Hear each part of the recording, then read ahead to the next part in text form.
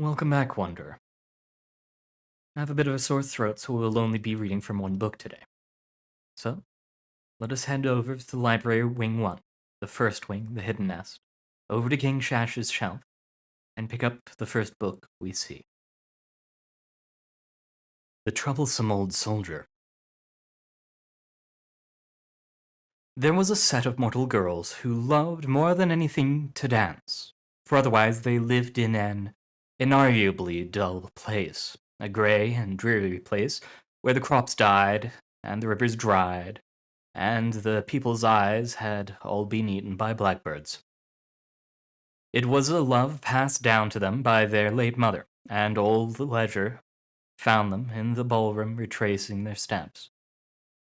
Each day their father growled gibberish to petitioners that rattled in their great stone building like an empty goblet. The girls, well practiced in the art of deciphering gibberish, knew that he intended to marry them off. From the time of this realization, they had set about devising a means of avoiding this, but confinement within the stone prison, under strict and loathsome guard, made the endeavor difficult. In the thick heat of summer, one of them had a dream. She was neither the oldest, nor the youngest, nor the ugliest, nor the prettiest. One of those plain mortals about whom stories were not written were she not a princess. In their parlance, prince and princess are a sort of rank conferred upon offspring of certain attributes begotten from royal bloodlines, commonly produced through shallow equivalents of the intrigues familiar to our readers and other vagaries of human procreation, with which I shall not bore you. She had this dream while sleeping, for their dreams are not like ours. In the dream she stood in a vast hall draped with heavy-set tapestries, all in shades of red. As her eyes tracked upwards, she saw dancers waltzing, not only across the floor on which she stood, but the floors above her, and to the sides, to her eyes, the walls and ceiling. Sweet music wound its way through the space of twinkling bells and snaking flutes. Deep into the hole she ventured, until she came upon a dark and lonely corner, lit by a single lamp. There sat a figure writing at a desk. These were, of course, the sanguine holes of our mirthful lord, and their seneschal, the Ceres intercessor. "I understand you have sisters," said our colleague, without looking up from their work. The girl nodded. "And you are all fond of the waltz." She nodded again, somewhat entranced by the melody. Then something shook her from her reverie. It was our colleague's face. How hard and white it was, she thought, like fine porcelain upon the mantelpiece of their late mother's parlor. "Not only the waltz," she added. "We also know the Bran, the Pavane, and the Gilad." "Wonderful," said the intercessor, passing her the sheet of paper. On it was written the first gibberish that she had not been able to decipher in all her life. At the bottom of the page was a line. "Sign here, if you please." Lacking in gratitude, the maiden tarried. "But what are the terms?" "Simple. Every night, you and your sisters have our leave to come and dance here in our halls." They indicated to the ballrooms behind her. "Your fatigue and scuffed shoes will become the mystery of the court. Your father will allow no marriage until he discovers how this came to be. Take care not to reveal it, for then the deal will be broken." "And what, good sir, will you receive in return?" The intercessor gave her a look that indicated the answer should be obvious, the effect of which was unfortunately lost on her. "More guests for the dance, of course." After waiting a moment that felt to her could have been an eternity, or perhaps 2 hours, she indicated that she would like to confer with her sisters before coming to a decision. Generously, our colleague agreed to her doing so. The following night, she returned forthwith and signed the page. In exchange, she received a recipe. Thus did the princesses enter a new stage of their lives. By day, they would dwell in their gray and dried up world, moving sluggishly through the rituals of meals and lessons, waiting for the release of nightfall. Then, they would fling open the door beneath their bed, which in truth would only appear to them in the early stages of sleep. Hereupon, the wine that they had imbibed, for this was the recipe given by our colleague, allowed them to enter a shared dream, one into which they could bring things like their dance shoes, and the mind to make decisions. But, to all observers, their bodies remained sleeping, and none could see them go. Into this door they would step, and down the winding stairs emerge beneath our saffron skies, with their multitude of stable stars. Their father decreed that any man capable of uncovering the reason for their fatigue could marry any one of them and become heir, for he was mortal, and mortal kings expired. So too did he have a streak of whimsy about him, and declared that any who failed this were to be put to death. To this game many princes lost their lives, some in the bloom of youth and beauty, and some very good dancers too, which we must count as an unfortunate corollary to the intercessor's bargain. Now, from the west there came a man. Dark was his eye, and grim his step, for he had gone afield, and known that most odious art of war. Thus changed, he returned with a limp in his step, and a bone-deep weariness that could only be felt by mortals. Dull as most mortals were, the soldier sought no glory. Strangely, he sought no pleasures, nor even great riches, only enough to feed his ailing parents and his 3 small children, whose mother had run in his absence to join the wolf bandits in the hills. But that is a tale for another recounting. Once, as he traveled near foreign woods in search of work, for employers shunned him on account of his injury, he found himself gazing deep into a space between the trees. The darkness soon resolved into one who had cheated us before. A horrible old flautist, bent back and cowled, who shuffled towards him with uncanny determination. "You there," said she. "You look like a man in need of something to do."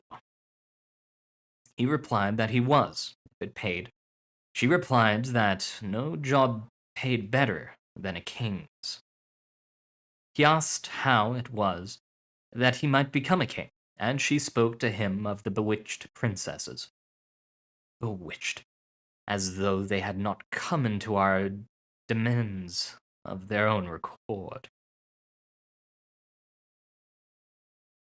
And how could I succeed when all these kings' sons have failed?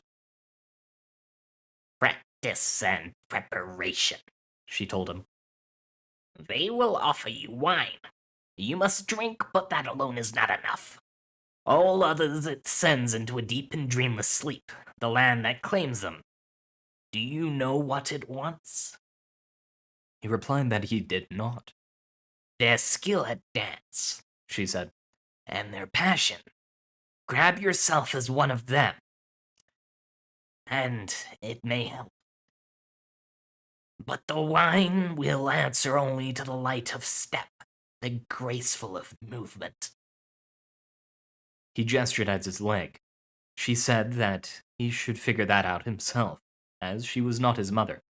And he saw that, although she carried an old flute case, her hands and mouth had been scarred so as to render her unable to play. And so, the man arrived in the great stone building of the foreign royalty, but not before he taught himself the waltz and many dances besides. He picked these up, performing odd jobs for a local noblewoman's dancing master, a steely old man who perhaps saw something of himself in the soldier.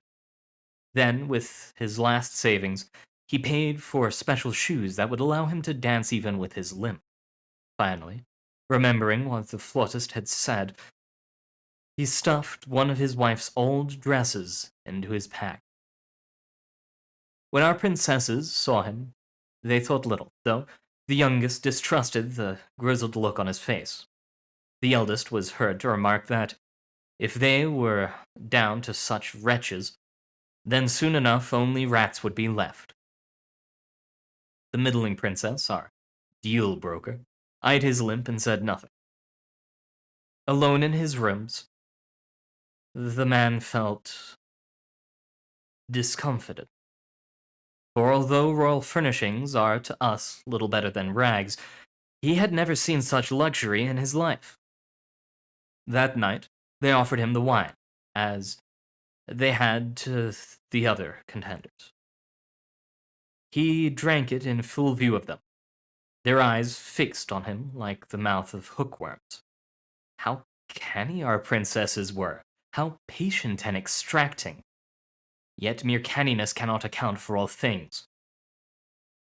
They returned to their rooms. Fumbling, he exchanged his tattered uniform for the dress. How constricting it was, how difficult to move in.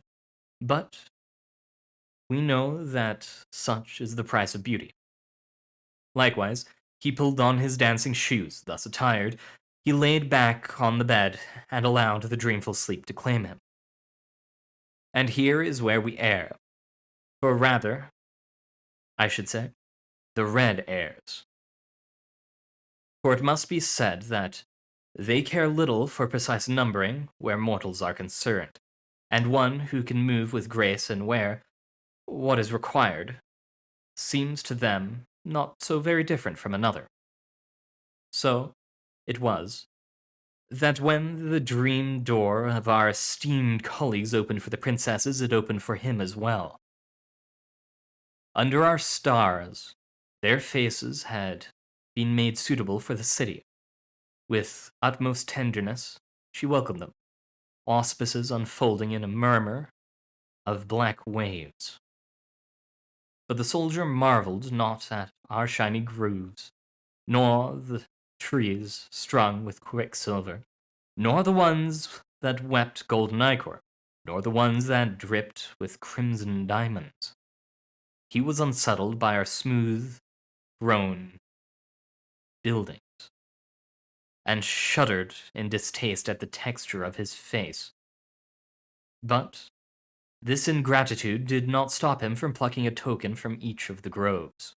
The Gaul, when we would have given them, had he only asked for a small price, of course. With his newfound skill at dance, he did not tread on any dresses, but the keen-eared youngest would have heard the complaints of the trees if not for the reproach of the eldest, who was, in truth, a rather disagreeable and wish-minded sort. Soon again, they came to the canal, where a host of our fair citizens awaited them on gondolas.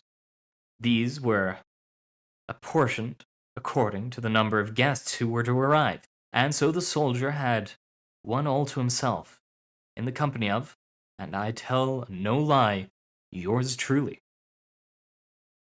But I was not yet wise in the ways of the other world, and so did not detect anything amiss, save that this guest seemed more taciturn than the others. When they departed at the castle, I watched him go, for I had never been one for dancing. For a mortal, he performed admirably, so admirably that our colleagues, the intercessors, grew suspicious of his abilities, for none of the princesses had ever displayed such a singular step, and so they summoned him to the floor to dance with them the volta. Courteously, all the other dancers paused to observe. Faster and faster they whirled until they were a blur of red and yellow, once some alien color favored by the soldier's wife, transformed by the city into a dull golden rod. At last, even our colleagues had to concede defeat, though, having been consigned to a desk for too long to suit their carnelian sensibilities, they were glad for the challenge. At the height of the festivities, the middling princess pulled him aside. "I know very well that you are not one of us," she said. The soldier did not know what to say. "We will not be able to return after tonight. All I can ask is for you to marry me instead of one of my sisters, for it was I who got us into this mess in the first place." "I would rather not marry any of you if I could help it," said the soldier, out of some strange mortal sentiment, for he could have been king. "I have a wife. She ran off to join the wolf bandits." "Then why did you undertake this quest?" The soldier told her about the flautist in the woods and his family. "But now that I have these," he showed her the tokens he had taken from our groves, "I hardly need to be a king. If I were to escape before the night is over, I can sell them, and you all can dance for as long as you like." "No," said the princess. "In truth, I fear for my sisters. We waste away during the day. We forget to eat and drink. I think that we will lose ourselves to this place. Better that we end this deal." That traitorous whelp. As though dancing was not what she and her sisters lived for. And, having made this choice for the lot of them, as mortals are wont to do, our merry conspirators plodded their way through the remaining night. Again, they passed the dark canal with the citizens, and the groves of shining trees, and the staircase that descended upward. Struck by the city's wonders, no other noticed the extra among their numbers, though the youngest came the closest. In the morning, the soldier approached the king and presented him with the pilfered tokens. "Drink this, your majesty," he said, offering the wine, "and you will see the land from where they come." Dazzled by the glittering wealth, the king downed it in one swallow. For the middling princess had confessed all, and why should a daughter lie to her father? Well, lie she did not, and that is a feat worthy of the city, but she did omit. For this was the intercessor's recipe: 1 cup of good red wine, 4 drops of blackbird's blood, a thimble of dandelion fluff and the yolk of a viper's egg, and 15 seeds of the poppy. Enough to help them dream and send any forbidden by the city into a deep and dreamless sleep. This was what the princesses placed in her father's cup. 2/3 a cup of good red wine. 1/3 cup of blackbird's blood. A handful of dandelion fluff. 3 yolks of viper's eggs and 40 seeds of the poppy. When he sipped from this concoction, the king fell into a sleep from which he would not wake. In a fortnight, the eldest princess became regent, then queen regent, and although she would never be a very good ruler, she at least had the youngest to advise her. Though they were aggrieved, and rightfully so, at being stolen from the city, they could still dance, which was, after all, what they cared for the most in the end. As for the middling princess and the soldier, they vanished in the middle of the night. Weeks later, in the soldier's homeland, a foreign dancing master could be seen setting up shop with her assistant, recognizable by his limp and distinctive shoes. He sent what he earned to his family, and sometimes dreamed of wolves on the hills. And sometimes he would dance the woman's part and her the man's, and they seemed no sorrier for it. And that was how we were robbed of 12, for that was the number, after all, 12 of our most promising guests by a homely girl, a troublesome old soldier, and the undiscerning nature of our rubescent colleagues.